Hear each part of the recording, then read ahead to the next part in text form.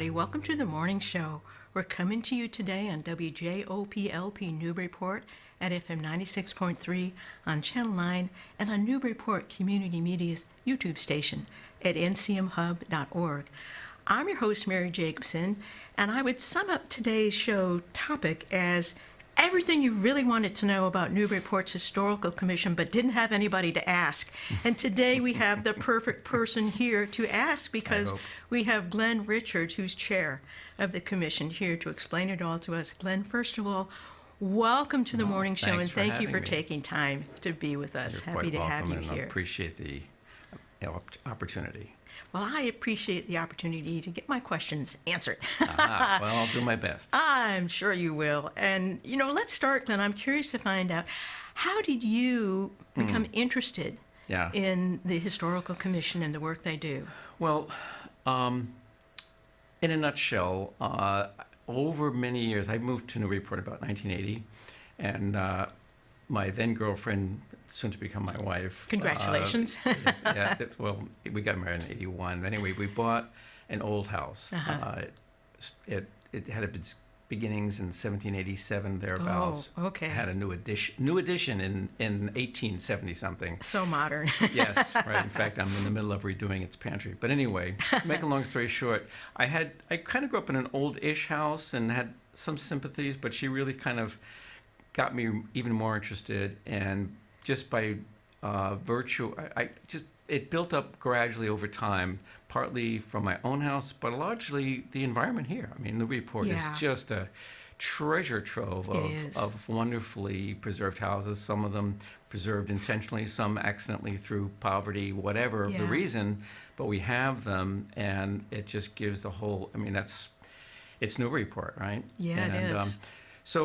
As far as the commission, I'm not sure exactly what inspired me to volunteer for it, but I said, well, I'll throw my hat in the ring. And in those days, let's see, this was about 2018, 19, thereabouts.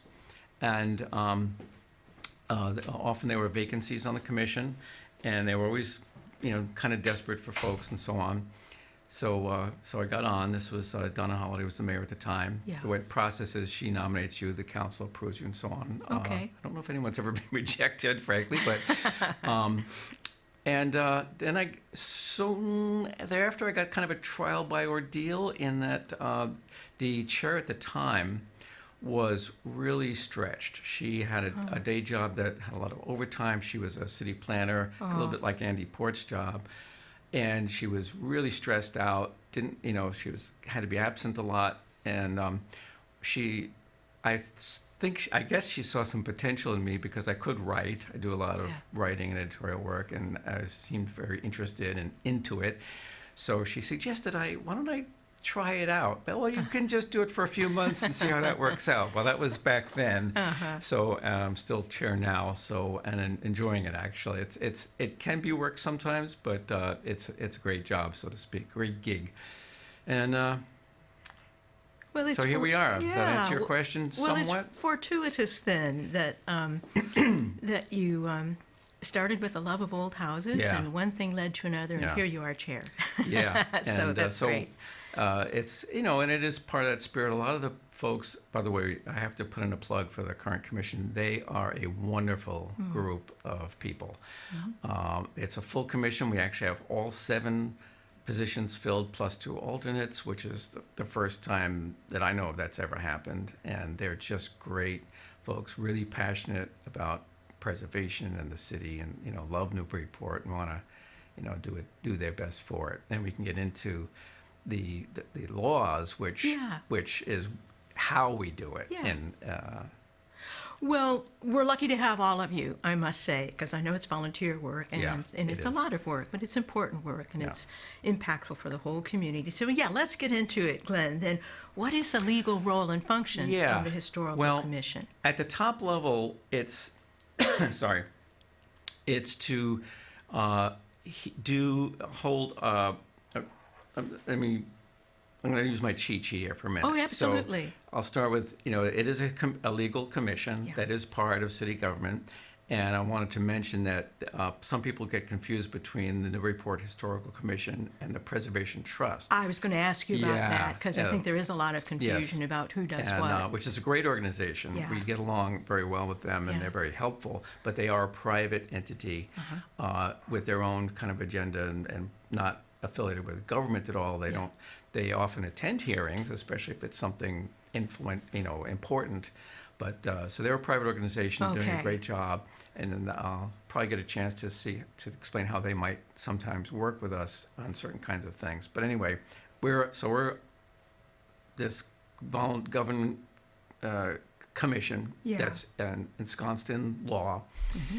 and we're charged with helping to enforce these local ordinances, which can get a little complicated. So I'll try to do a somewhat simplified version of what those are and how they work, and more importantly, why they're even there in the first Yeah. place. So we do that. We have, like I said, 7 members and the 2 alternates. We meet generally twice a month. And we also have a representative on the Community Preservation Committee. Okay. Because a lot of the applications have to do with historical stuff. So Yeah. we have a representative there, this guy Joe Morgan. He's doing a fantastic job.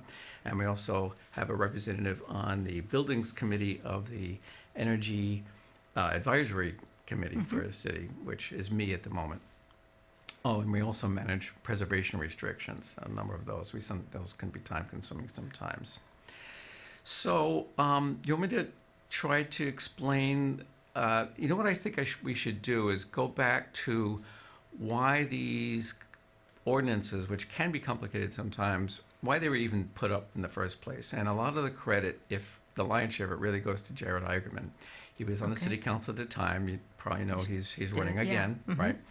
And so he recognized that, and what I got in the ordinances, there's a sort of a preamble. You know how they kind of write whereas, Yes, I know. whereas, It just makes your brain therefore. shut down. Right. Well, there's all these whereases that explain the background. Yeah. And then we finally get to, therefore, we do this. And that's the substance. So, in a nutshell, we all know the story. Well, most of us know the story of Newburyport's more recent history since the 60s and 70s with the urban renewal and all that. And we know that, without getting into all that history, which I'm sure other people already have, we ended up with preservation of the downtown rather than just, Thank goodness it Yes. saved Newburyport. It would be a very different, I much think less so. appealing place today were it not for those Yeah. heroic Newburyporters Yeah, who went we out of their agree way on that. to restore and preserve Yeah. rather than tear down. Yes, and apparently while the NRA was in business, there was some degree of protection on those, particularly downtown. And they formed that historic district, right? The Newburyport Historical District. But that doesn't have any actual legal protection for structures within the district. It's, very nice, sounds great, but it doesn't mean you can't do whatever you want to do, even demolish a house. I did not know that. Okay. Yes, and in fact, it mentions that, there is one block of a local historic district that's on Fruit Street. Okay. And that is a legal local historic district, the only one in town. And they have their own commission, by the way. And they're very heavily restricted as to what you can do. Okay.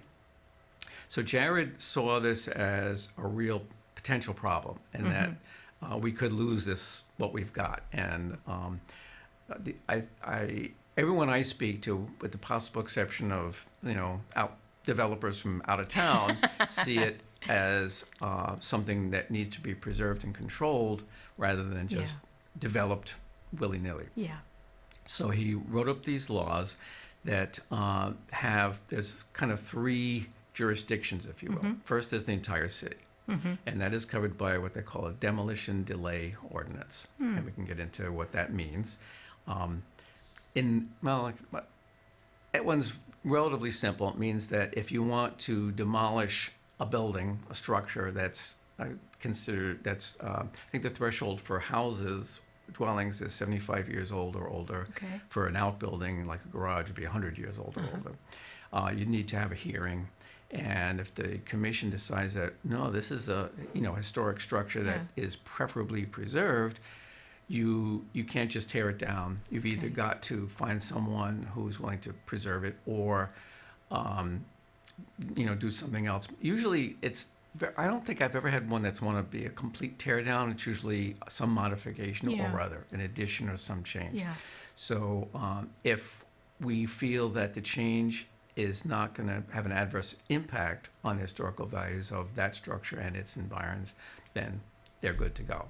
If it does, then they go through a process. They could either wait a year, that's the delay part of the demo delay, or usually what happens is they work with us and to come up with a better plan. Okay. What and I was about to say we think is a better plan. And this is a really important point. Yeah. It's not a question of what we, the people on the commission, think.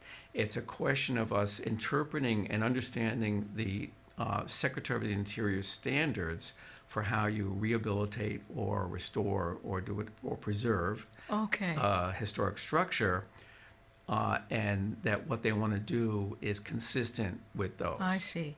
So a quick example, if someone just wants to replace something with the same thing, only because let's say their siding is rotted and they need to replace it, and they're putting up the same thing that was there, that's perfectly fine. Yeah. That's consistent with the standards.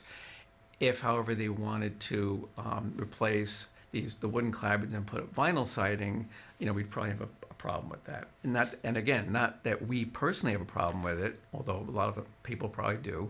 It's that that would have an adverse impact on the historical, nature and value of the structure. And a lot of people don't realize that some of the changes, or let me put it another way, preserving the historical character of a historical structure increases its value. And I think studies have actually shown that more. I don't know about in the U.S., but there's a great book with an intro by the then Prince of Wales, now King of England. Yes.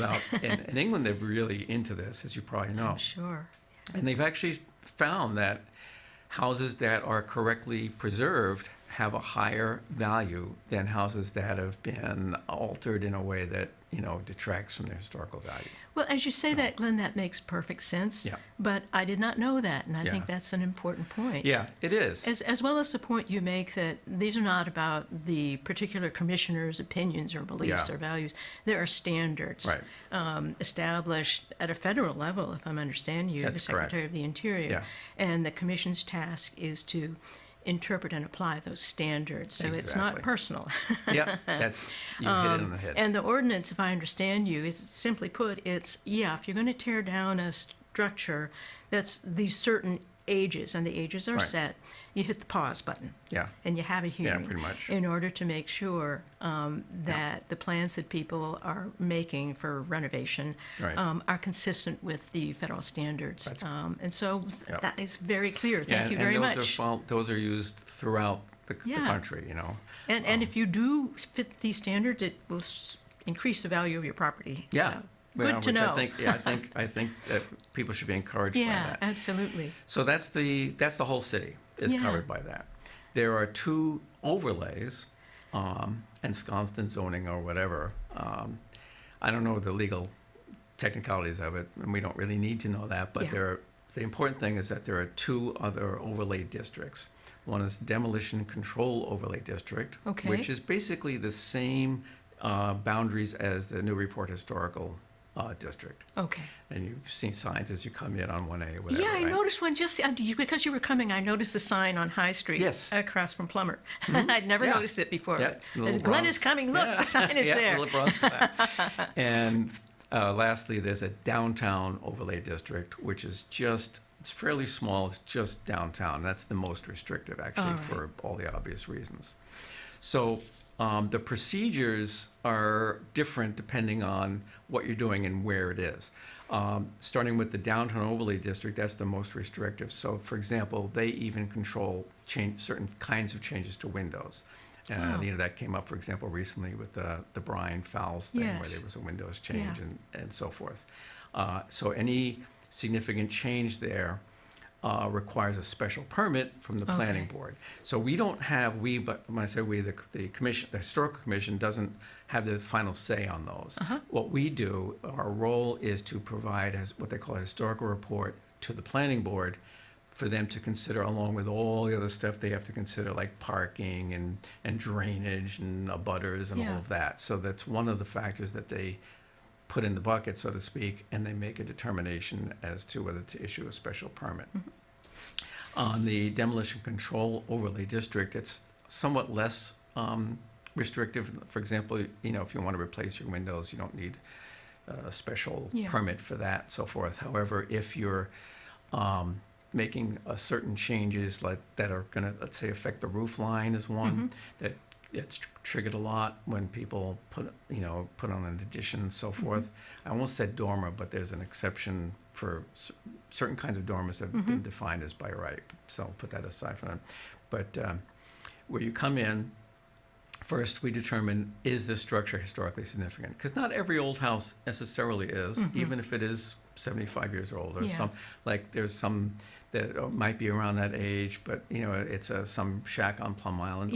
Or on Plum Island, typically what's happened is it's been so altered so many times over the years that you can't even recognize it. So, but often they are. So then it proceeds to a determination, okay, is it preferably preserved? Meaning, is it, and usually it is, unless it's a wreck. Like if it's falling down, obviously it's not economically feasible maybe in that case. And no one wants to live in a falling down kind of, you know, ramshackle. So usually it's preferably preserved, and then there's a hearing, public hearing. All our meetings are public, by the way, and on Zoom lately. And we look at what they call the demolition plan, which shows what they want to tear down, what they want to put up, and it's discussed. The public is allowed to comment on it, and a determination is made: is it okay as it is, or would we like to see, or let me rephrase that: would certain changes be called for to be in better compliance with the standards?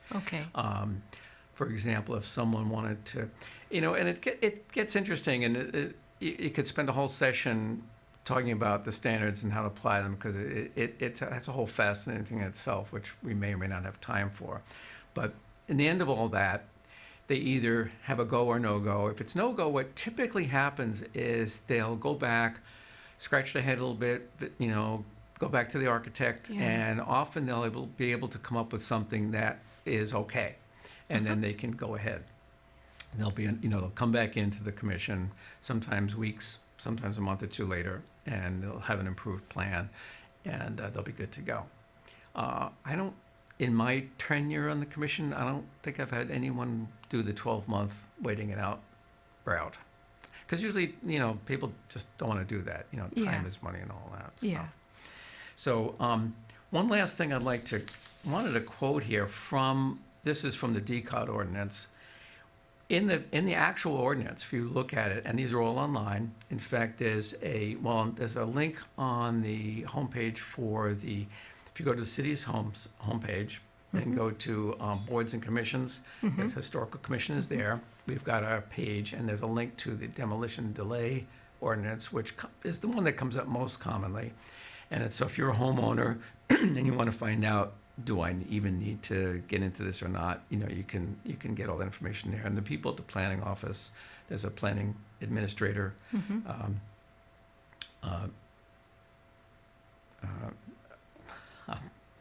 I'm having a mental blank. There's a Blanchet, sorry. Jennifer Blanchet is the planning administrator, and Caitlin Sullivan is kind of works with us more directly. They're on the planning office, and they're great with helping people figure out, do they even need to come in? If they do, what they need to do, and so on. But anyway, in the ordinance itself, it talks about why they did it. And they put it better than I could. So I'm going to read this really quickly. Oh, sure. These are all these whereases, right, I mentioned earlier. The city hereby determines all of the following: the architectural, cultural, economic, political, and social history of the city of Newburyport is one of its most valued and important assets.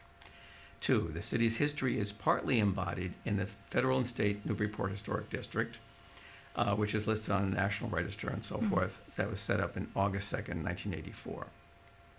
Newburyport 3. Newburyport set a national precedent by using urban renewal funds for historic rehabilitation and preservation. Yeah. And I didn't even realize that was a precedent that really hadn't been done before.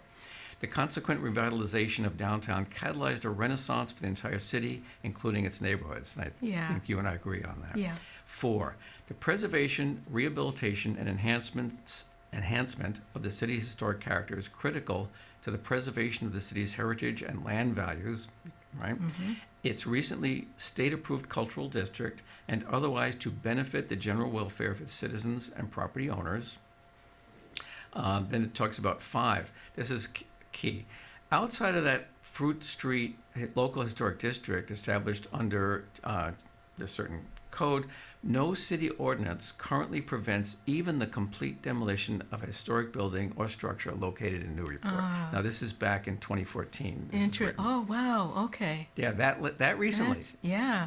So it was like, red flag. 6, on the 250th anniversary, and it talks about of this, it is the 250th anniversary of the setting off of from the town of Newbury, the city of Newburyport, or the town of Newburyport at the time.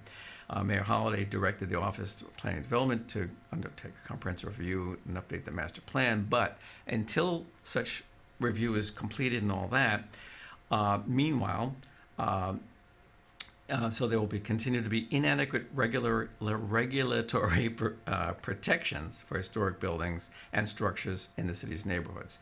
So, and the land prices are sufficiently strong in Newburyport to make it economically rational to demolish and replace historic buildings and structures. And that's probably even more true these days than it was then. Oh my gosh, yes, yeah. Therefore, finally, we get to the therefore. The city adopts these land use controls for an area coterminous with that portion of the state and federal Newburyport Historic District, as I said before, and it's anticipated that this section will be reviewed and so forth when that overall review of the master plan is complete. So that was the red flag that Jared Eigerman was concerned about, and just his own interest in preservation. It's a combination of his own interest in preservation, and as it clearly states there, and the city council voted for this unanimously, they all saw that, this is what put Newburyport on the map. Yeah. I was getting emotional thinking about it because we came so close, as you know. Oh my gosh, yeah. So close to losing it. Yeah. And instead, it was preserved and rehabbed, and here we are today. And here we are today, and thank goodness, I am shocked to find out that it was only 2014. Yeah. That ordinance was put into place to protect. I mean, we were talking about how much we love Newburyport just before the show, Glenn, and I think people who live here cherish living here. And much of the reason, and there's plenty of nature, it's a wonderful place. We're on the North Shore, there's the ocean, Plum Island, the Merrimack, but it's the historic quality of the downtown and the architectural interest of the neighborhoods, because you have houses from the 1600s next to houses from the 1700s, the relatively modern, 1900s and on, and they're all mixed together. And it's part of what gives Newburyport its distinctive charm and beauty and interest. And so I'm so glad somebody figured out in 2014, oh my gosh, we better protect what we have, because it would change everything if people were able to just start tearing things down. Yeah, and I'm not clear personally on what protections were under the whole NRA regime, the redevelopment authority. But I guess apparently there was some, but it was really a rescue plan, so to speak, to say, okay, we've got to do this, or we run the risk of losing this to some kind of development over which we'd have no control. Yeah, which leads me to another point that I think we all realize that things change, right? Yeah, of course, nothing but change. Yeah. things change Yeah. and use changes. In the old part of my house, they had no indoor plumbing. They heated with fires in the fireplaces and so on. Somewhere in the late 19th century, those became coal burning things. Yeah. Then it was an oil burner. So things change. Yeah. And that's where the Secretary of Interior Standards help come in, or help guide us that, okay, what kinds of changes, how can we accommodate contemporary uses, make things livable, and without having a really negative impact on the historical values. Yeah. And there are a lot of good guidelines as to how to do that, how to treat your windows, how to, and sometimes it's just a case of doing something that's reversible. Like people kind of are sometimes surprised that storm windows are, considered a good thing. A good thing mainly in the sense of better than some alternatives, because they're so easily, a screwdriver in 10 minutes and it's reversible without damaging the house. Yeah. So if you, let's say, can't afford to have a wonderful window restoration at the time, maybe sometime down the road, either you or a subsequent owner can, or something like that.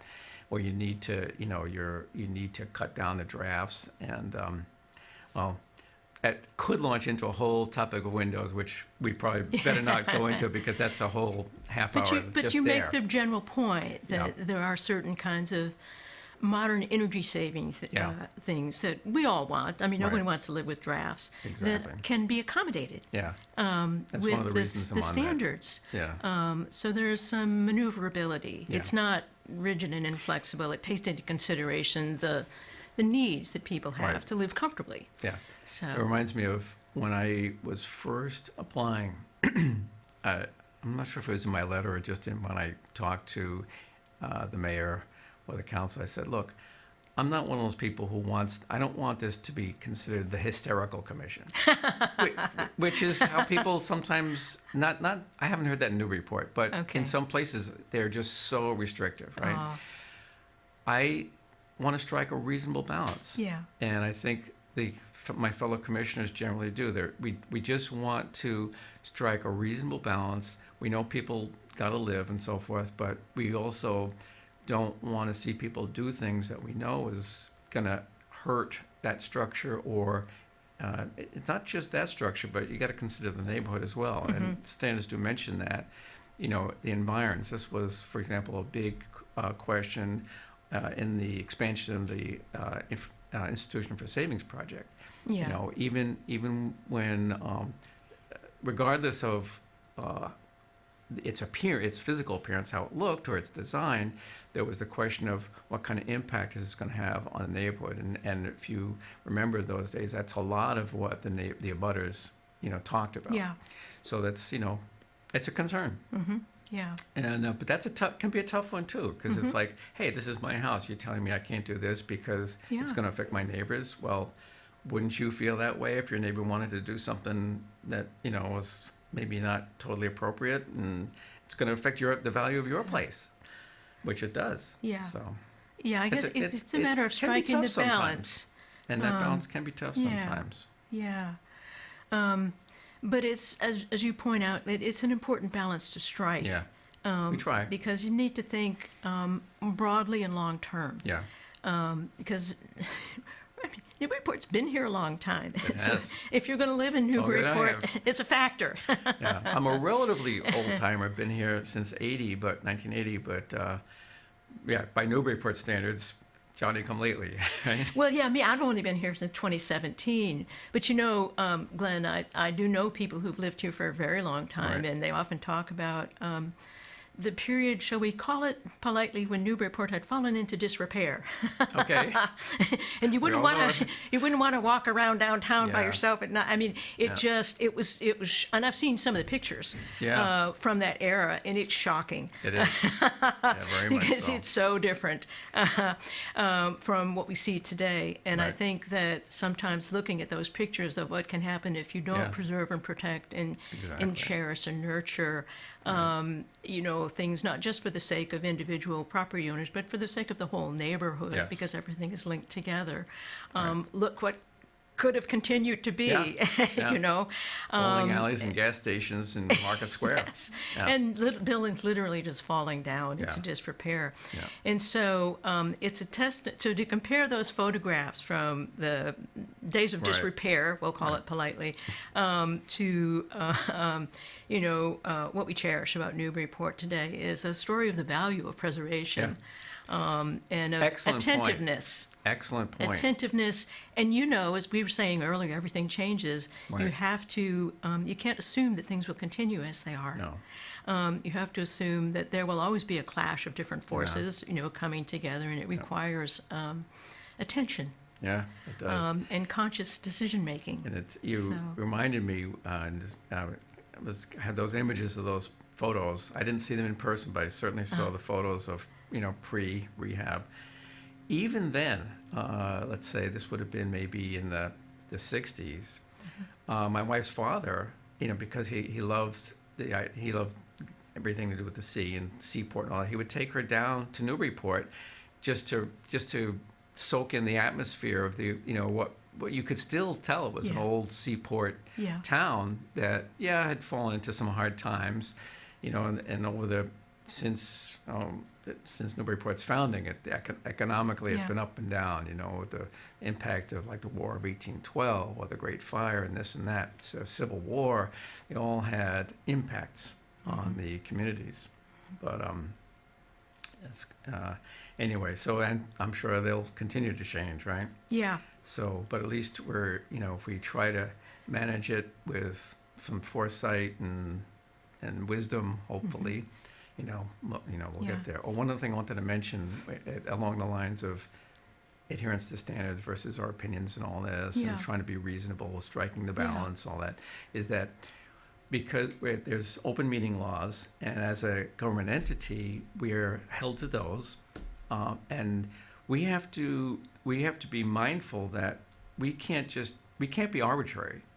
We have to follow the laws and ordinances, follow the standards, and if our own personal opinion might be different, doesn't matter. We have to end up where we have a quote defensible decision. Yeah. In other words, if someone wasn't happy with our call and wanted to appeal it, a review board, I'm not sure what the specific process is, but they could look at it and say, no, what they did was compliant. It's not unreasonable. It's not arbitrary. Yeah. Is the key there. And so we have to be mindful of that. So there are checks and balances. there are. Which is yeah. always a good idea. Yeah. So. Yeah. Well, Lynn, we were talking before the show and obviously now about why all of this matters, why it's Yeah. really important. And, I was thinking about it, anticipating your visit, and sure, a lot of it is about how the city looks and preserving the historic buildings. But to me, that's not the end of it.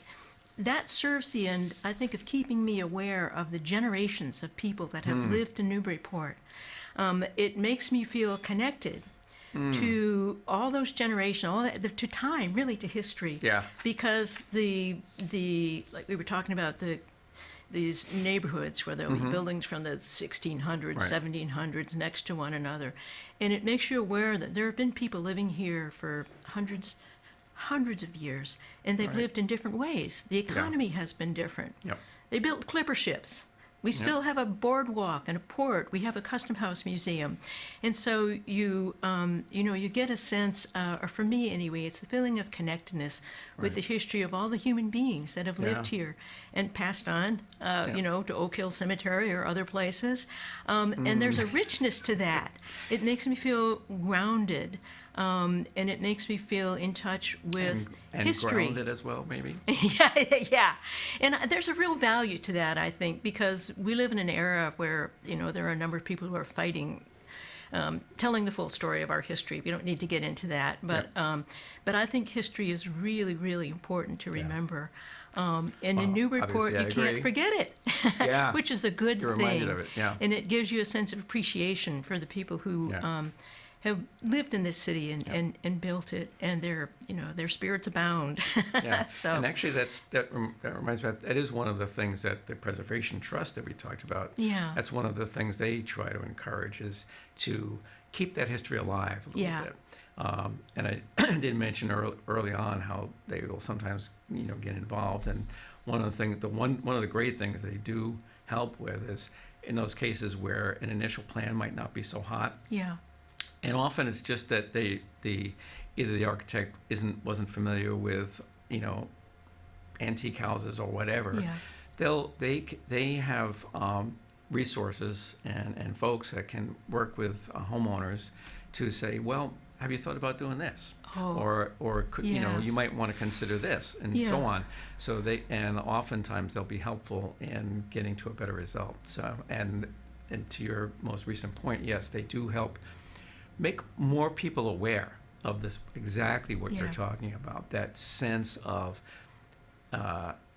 feeling that history, Yeah. being connected to it, Yeah. because it does help you feel, gives you some roots and gives you kind of something to stand on, Yep. so you're not just kind of drifting into the future without a rudder, to use Right. It's another good to have a seafaring rudder. metaphor. Yes, Seafaring metaphors are appropriate in Newburyport. Yes, in my youth, at one time, I was suggested to me by a manager at the time, this was a long time ago, thankfully, that I seemed to be without a rudder. he thought I should be a little bit more purposely directed, but anyway. Well, you seem to have a rudder in the Historic Commission, so Yeah. that's good, and we all benefit from it, Glenn.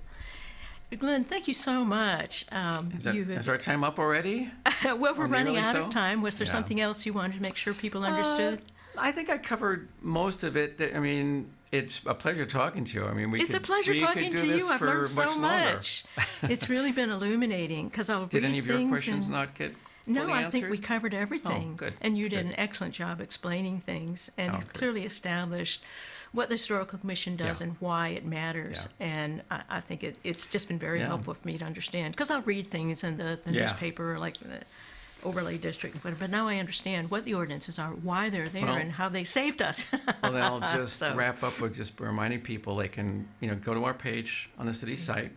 There are links there to upcoming agendas and all the past agendas and recordings of Zoom meetings, not quite like this one, but of our meetings. They're all public. They're all on, once the Zoom thing is, they do whatever they do to it, then they post it on that site.